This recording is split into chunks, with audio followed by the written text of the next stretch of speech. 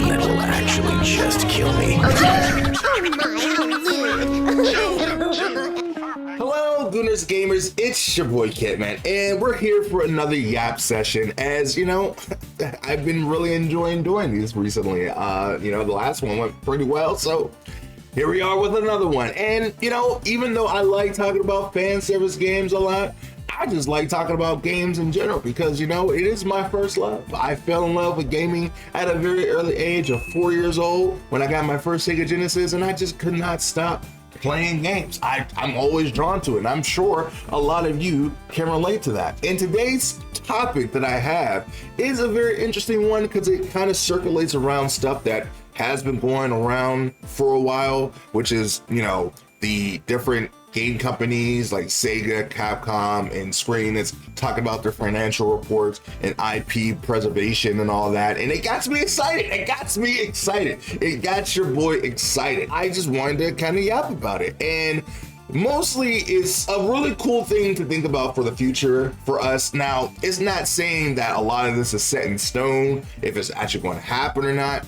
but it looks like finally game publishers are waking up and learning that we do not want live service games, and we want IP single player experiences, some multiplayer experiences, but doesn't have to be a live service experience. And we just want to see a lot of our favorite characters either come back in new games, remakes, or just a whole new IP that actually shows off new IP and characters in this new day and age. That's all we want. Look, I understand that Fortnite is one of the biggest live service experiences of all time, but at this point we gotta admit that Fortnite is a iconic live service juggernaut that just won't be topped at this day and age. I mean, they've been doing it for almost 2 decades at this point.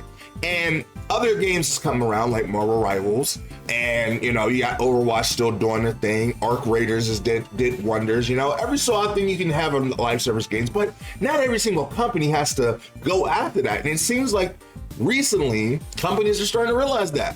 And that's great. I mean, it's only that we've been screaming that for almost like the 7 years that live services started to pop up. Like, okay, all right. Now, when I say live service games, I don't include gacha games because gacha games is on another level of live service games, even though gacha games are live service games. But, I enjoy a good gacha game, especially when, it has good fan service in it and it's pretty good and fun to play, like NTE or Brown Dust 2 or Azure Lane and stuff like that. So gacha games are okay. I feels like I'm like Master Splinter talking to the turtles when they're like, is pizza okay?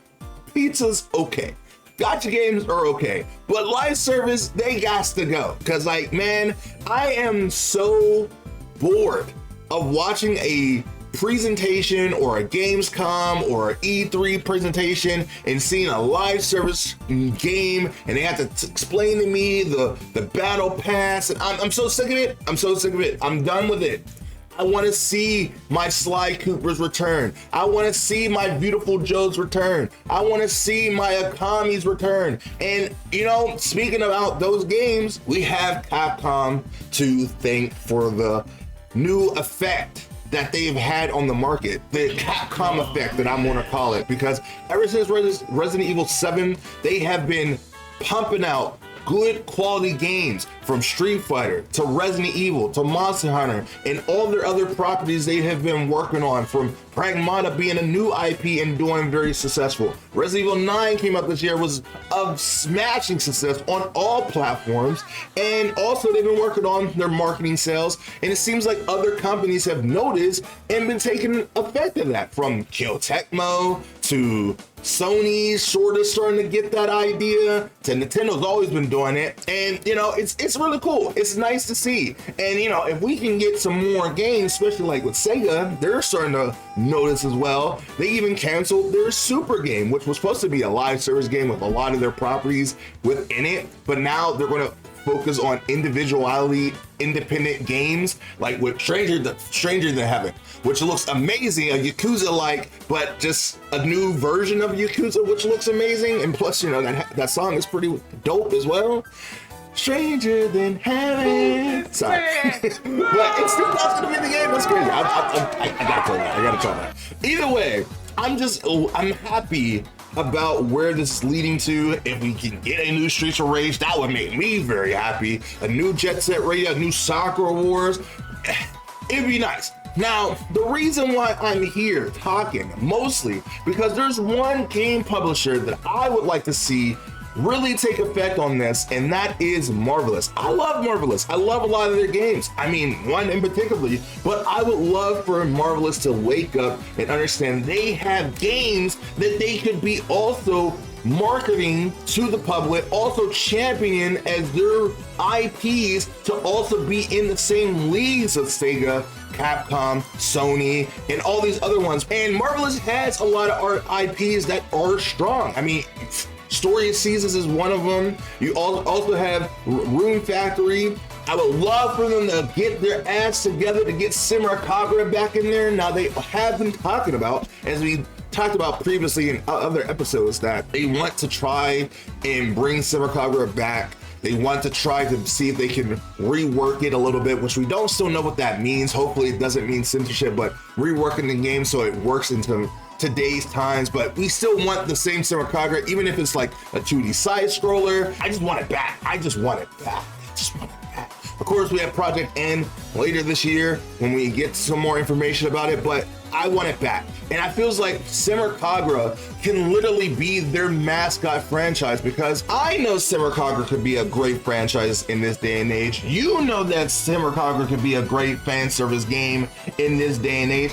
And we just need Marvelous to understand it. Now, Japan already knows how good Simra Kagura is, but it's some reason Marvelous doesn't have faith in it at the present moment. Now, they have been doing, collabs with gacha games and stuff, so that is a pretty good, somewhat odd that they still have an inkling for Simra Kagura. They keep doing merch and stuff, so they want people to know what Simra Kagura is. However, it seems like they're not really going the extra mile to really push it in the West to make it one of their leading franchises because they're afraid of it or something. But hopefully with this new effect, it might actually start changing some stuff, because who knows, we can actually see older IPs for Marvelous return, like Red Ninja. That would be really nice, especially in today's climate with all the good ninja games that we've had recently, from Ninja Gaiden to Shinobi and a lot of other ninja games that's been recently showing up and showing that ninja games are back. It would be nice to see this game return, especially for it being the first game that Kenichiro Takaki worked on. It would be nice to see this game have actual good controls, because I think this game was just ahead of its time, being a Tenchu-like in a sense, and it would have been nice to see this game in the new day and age. Now, I don't really need a remake of the game. A remaster with quality of life improvements to the game would be nice too, but if they just wanted to make a brand new game in the franchise in general, I would be okay with that too. It would be super cool to see. Now, if they wanted to go the license route, which they've done before with Formagia, they can actually work on like classes like Iki Tensen. Now, I know Iki Tensen hasn't been around in a long time, which is sad, which is very sad, because it's a great fan service fighting anime about the romance of the Three Kingdoms. It'd be nice to see if Marvelous worked on a game that they worked on before, which is Iki Tensen Shining Dragon. They worked on that, and it would be nice to see that be remade or a new game in the franchise. The point is, Marvelous has a lot of good IP that they are holding on, or they could be, using for this new day and age. And that is not even talking about all the plethora of games that Xe makes and develops for, and they can also be utilizing that as well. It's in this day and age, and moving forward with the next couple of years of hopefully seeing new IP and returning IP come back over live service type games, it would be nice to see if Marvelous also steps up and remembers that they also have some pretty powerful IPs as well, and starts utilizing those games in the new day and age. So that's only what I can hope for. I mean, it would just be nice to see Simra Kagura return. Mostly, that's my biggest excuse. But also just seeing Red Ninja. They also have license for Gunslinger Girl, which was an amazing anime back in the day that I would love to see a game for. And of course, they have a lot of other IP that they can be working on as well. And I just kind of wanted an excuse to kind of talk about this today, is I think it would be nice. I think the biggest issue with Marvelous games most of the time, though, is the fact that they are very rush games that are like, they have really good ideas and foundations, at least some of them. Like, at least with Rune Factory, Guardians of the Asma, that one was a very polished game. People said that that game is really amazing and really, really good and sold really, really well. So I think that it was one of the one games that they took their time to polish. Of course, and in Story Seasons always has this great polish, even though they're mostly remasters or remakes of old games, but even still, the Grand Bazaar that came out recently was pretty solid. Even Demon X Machina Titanic of Scorn, which I have played, was pretty decent. It was janky at best. There were certain moments in the game that could have been fleshed out, and that's what I'm saying. Like, the games are always fun and enjoyable to play, but they're not always super polished, and I feel like if they take their time, make sure they're putting all of their umph and ussy into these games, and also making sure that they let the developers cook and let them understand that the game is working and it is fine. And once the game is fully cooked and produced and ready to actually ship, it will be a much better product than waiting for an update to fix it later. You know, make sure the game is ready and already polished before you ship it. You wouldn't want to play a game that has a lot of bugs and jinx in it. We don't want that either. So if Marvelous can really shape up, look at all their assets that they have, different IP, and really work on the IPs that they already have, like Silver Kagura, Red Ninja, Quartz Party, No More Heroes, Half Minute Hero. They have Valhalla Knights. They just released Wild Orange 4 on PSN, which is cool. I just posted about that on YouTube, and I would like to see Wild Orange 5 get released. A new Akiba strip. You know, I would love a new Akiba strip. I love Akiba strip. I have both of the games. I played both of them on the channel, on my second channel. It would be nice to see those games return, and I feel like Marvelous can also become a conversation like, oh, I really love Marvelous as a game publisher. They really shaped up. The Capcom effect, it can work for anybody, and it seems like a lot of people are following this trend that Capcom has done wonders for the gaming industry recently. Again, I hope we get another Beautiful Joe. That would be awesome.